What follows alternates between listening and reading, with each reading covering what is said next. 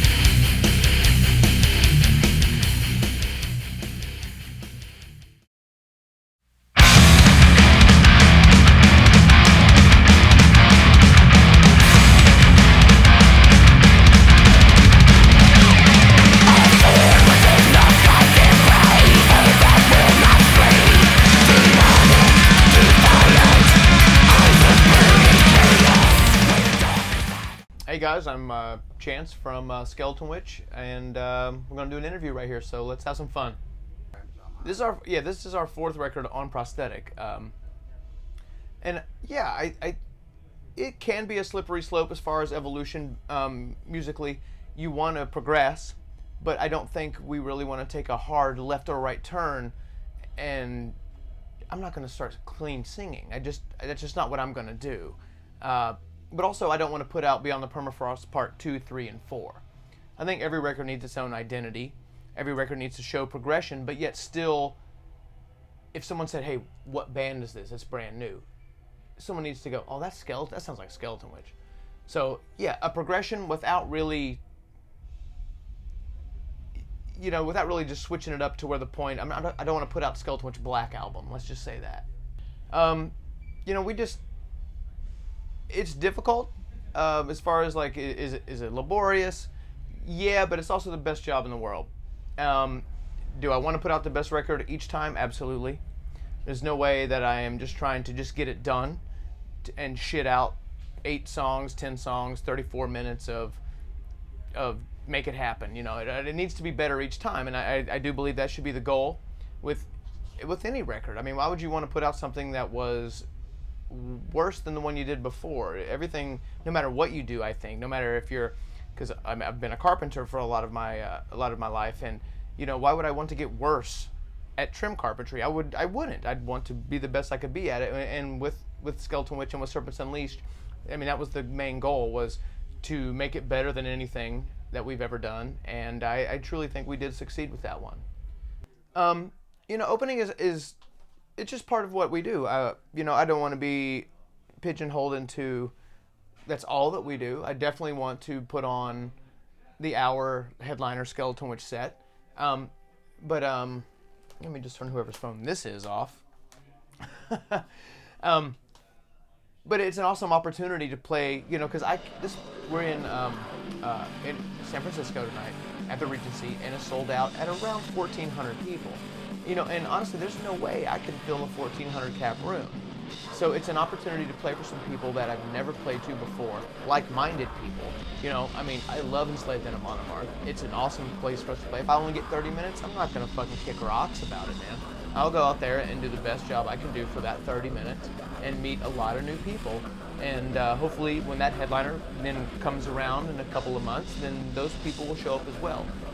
Further progressing and, spreading the Skeltonwitch word or gospel, so to speak. So I don't mind it at all, man.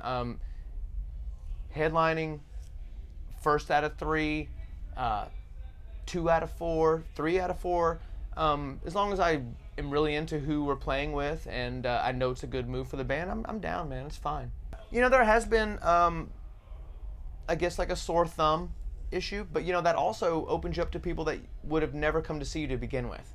So that's your opportunity to show them what you do. We did, I can't remember exactly how many dates. It wasn't a full tour or anything, but we've done, let's just call it 6 for the sake of finding a number. 6 to 8, I don't remember.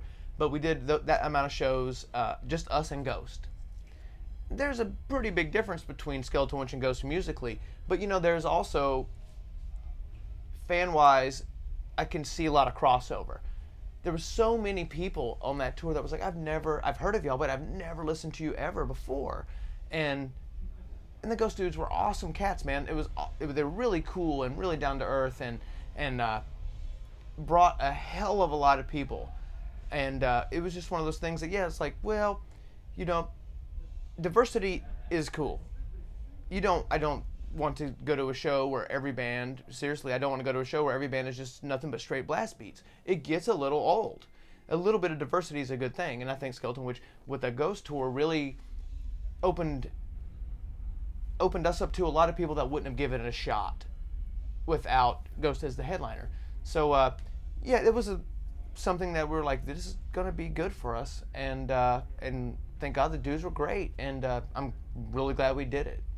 As far as vocally, with Serpents Unleashed, we get the music first. Nate, we'll get a demo of it first, like a loose skeleton of, here's pretty much where we're going with the song, and if I need to bring a certain part back to verse chorus to make it catchier, just wherever I feel we can do that. But I get the music from Nate, and it just was a more in your face thing this time. So yeah, as far as like changing it up, no, I didn't really want to. If you notice, there's some low layered vocals, but there's no death metal vocal on its own. I just didn't think these songs were that way. So I guess if I did anything different vocally on Serpents, is I didn't do like the Submit to the Suffering from Breathing the Fire type low death metal vocal by itself. Only because the songs I didn't feel warranted it. I'm not against it, absolutely not. I love doing it. I think this is probably the only record where I didn't just do a death metal passage or whatnot. I wanted it to be more aggressive this time. I wanted it to be more in your face, and but yet very understandable. I really strive these days to make, if you don't have the lyrics, to at least understand 90% of the fucking words. If I'm sweating this hard on these fucking lyrics of like, oh, that's fucking stupid, you just don't know how much I labor over every stupid word, and just scratch out paper and just get frustrated and kick fucking rocks. And if I'm gonna work that hard, then I want to be damn well someone can understand what the fuck I worked that hard to say. We were able, on Serpents Unleashed, to, I believe, to capture the live, I guess vibe is the best term, on CD. And that is something that we have not been able to do to date, except for on Serpents. The songs are all there, but everyone is all like, yeah, man, I listened to the records and I thought it was pretty cool in the past. And then I saw you live, and holy shit. It's just kind of hard to capture that passion and aggression on record without being either too sterile or too click-tracky or too slow. But on Serpents, I definitely believe there is it's like a spine tingler, for example. It's kind of like it comes on, you're like, man, are they in my fucking room right now? The production on it is amazing, and Kurt Ballou did a fucking great job on that to make it raw enough and real enough that it really represents what we do. So when I look back on Serpents, I need the next record to be just as aggressive and just as real. I hate the term album cycle, because it puts you in a little box. That means your album's good for 2 years and then it's irrelevant. That's ridiculous. That's the label perspective, or the business perspective is album cycle. It's good for, we record every 2 years. We've pretty much put out every record in October. It's worked for us, and I do believe in don't fix what's not broken. But if Serpents happens to, still be doing well at the 2 year mark, I don't see the need in going in and recording just because, oh, the album cycle's over, Man, who's to say that? The fans are the person, that's who you rely on to let you know. That's the litmus test, is, is it time to do a new one? Are they sick of these ones? But I've actually forgot the question. I got on a tangent and forgot the question. No, you're on a long. I mean, I'm there, but I forget the point. I really wanted to hammer home like an exclamation point, like. I'll put you back. Yeah, bring me back in. Bring me back in. I've definitely reeled it in. At first, it was about the party. Honestly, at first, our first tour we did in a fucking pickup truck and my parents' motorcycle trailer. We put a futon mattress in the back, and they had a cap, and that's where 2 dudes slept in the front because it was a extended cab, and 3 dudes slept on the futon mattress in the back of this fucking pickup truck. And we borrowed my parents' motorcycle trailer. And at that time it was just like, oh my god, I'm on tour, holy shit, I'm just trying to get drunk and but it's not like I'm not drinking or I'm not doing what I do, but the performance is more important and the job is more important. And I can definitely tell at almost 42 years of age, if I really turn it on the night before party-wise, I'm going to suffer the next night. And people that came to see me don't deserve that. So I can drink at home. I can party at home. I'm here to do a job. Are there temptations? There's a lot of people, a lot of kids are like, smoke this joint. Well, I can only smoke so many fucking joints, man. I mean, honestly, back in the day, I would smoke every fucking one. Just because it was like, I'll just let that kid down. He brought me a fucking joint. I don't want to smoke it. But, I'm never like, get away from me, fucking kid. I don't want that joint. I'm just like, man, I'm already ripped. Or even if I'm not, I just may say that. I got a job to do tomorrow. And it's the performance and the job that is paramount to me. So, I'm not here to party. I'm here to put on the best performance that I can put on and do the best job that I can do here and make everyone feel good about the show. As a singer, you can go on and just be a fucking basket case and the crowd go, he was so drunk, it was cool. If you're a drummer and you're fucking going on that way, they're going to be like, the band sucked. So a singer is actually an easier job than being a drummer, even though you're up front and not behind. Skeltonwitch is the only band I've never not been a drummer in that has played shows and done anything worth mentioning. But as far as temptation goes, I like to have fun, but I'm not going to do anything fucking stupid, man. It is good to take some time off. We've toured hard for going on 11 years. And I was just talking to the guys today that just being on the road to stay busy is kind of counterproductive. When you're always, people start to not care. They're like, they were just here last month. I guess, touring hard, absolutely we do that. But touring smart is also important. You don't need to play the same city 7 times in a year, because the first 3 will be awesome and the last 4 are going to be like less, and then the one after that, 0.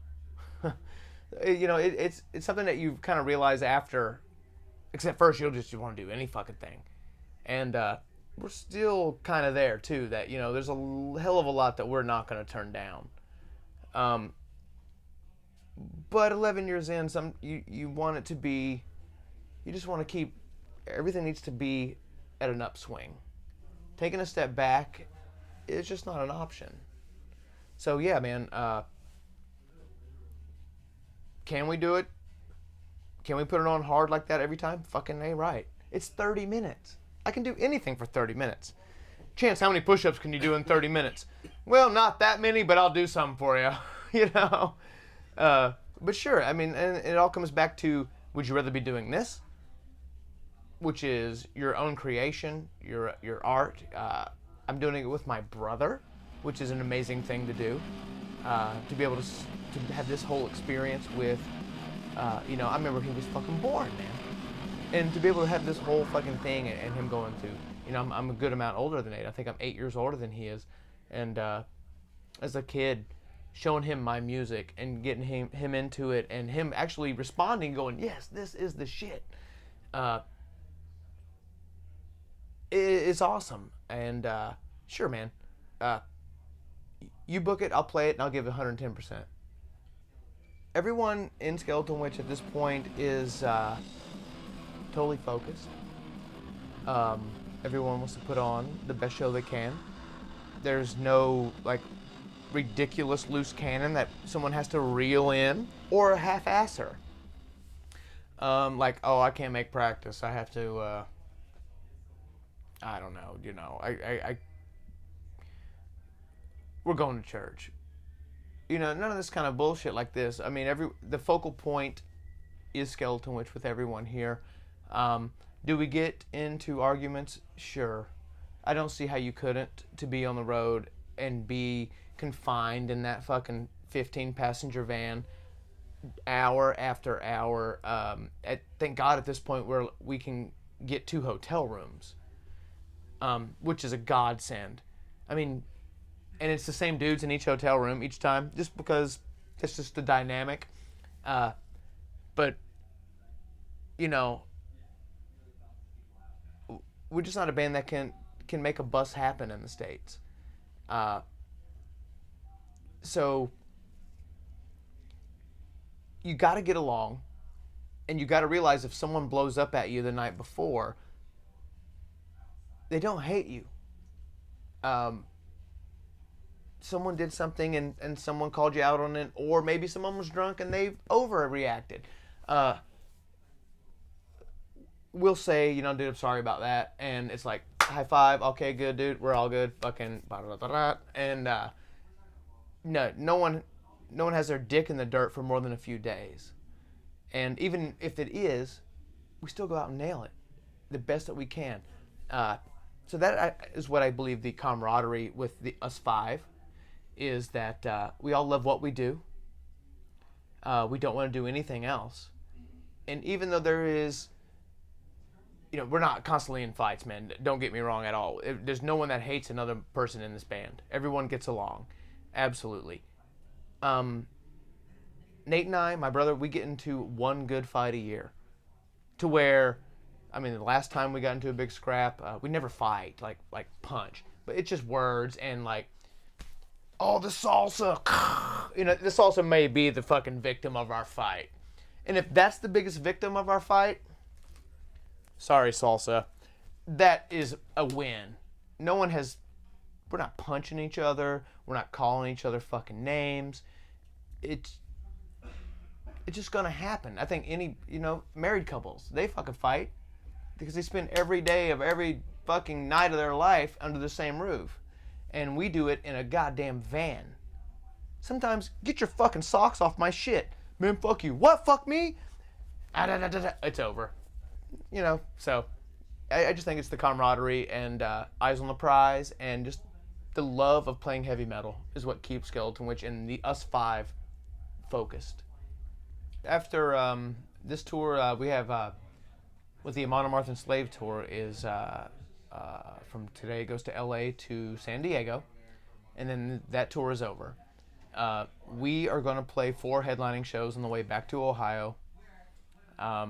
Which I hope we remember the longer set list. We'll find out in 4 days. It might be rusty, but I think we have at least half of it. So after that, we're going to sit the month of March. And then in April, we get a unique opportunity. We're doing our first shows in Malaysia, Singapore, let me think, Thailand. And then from there, we fly immediately to New Zealand for our first shows down there. And then from there to Australia. So in April, we have the majority of the month of April doing Asia, New Zealand, and Australia, which is a first for all 3 of those places.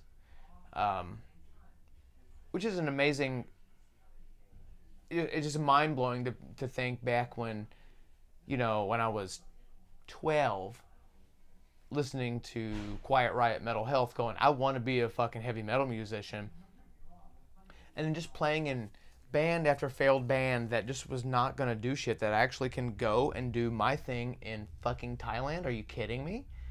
You know, Australia was always a vacation destination to me. Like, I'd love to go down there, man. I'm getting paid to go there. Holy fucking crap.